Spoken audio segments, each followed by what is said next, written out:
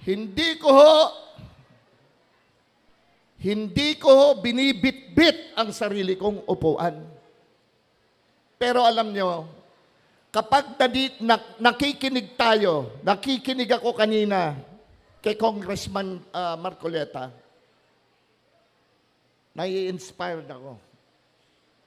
Kasi ho, pag merong taong kagaya niya, meron talagang pag-asa ang ating bansa.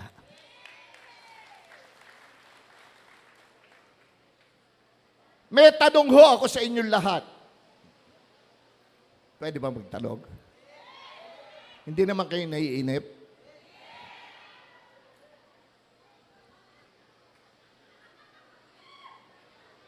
Mahal niyo ba?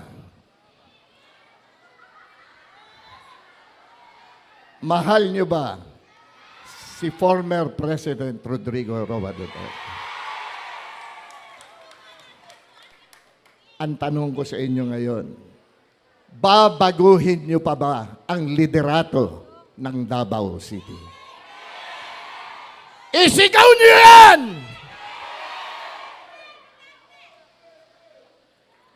Mahal niyo ba si Baste? Siya ang ating magiging Vice Mayor muli. Congressman Pulong Duterte. Matatag.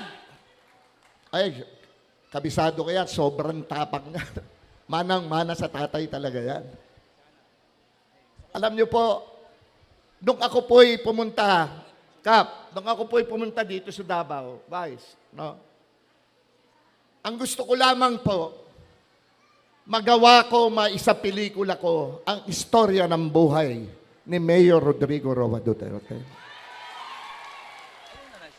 2003 po, nung kauna-unahan akong yumapak ng Davao City. Hinarap po ako ni Mayor.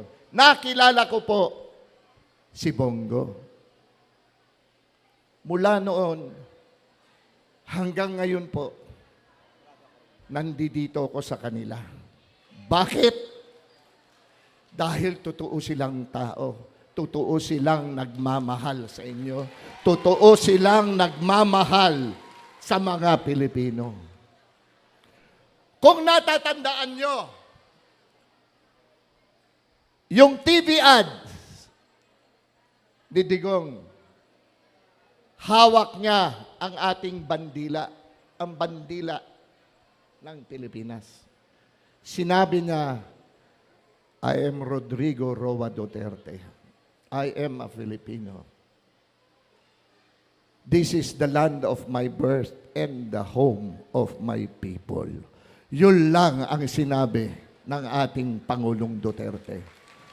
At ano nangyari? Dumagundong ang mga Pilipino, dumagundong ang buong Pilipinas, naging presidente si Rodrigo Roa Duterte. Kaya wag nilang sirain yung pangalan na yan. Dahil sa kanilang pangsariling interes.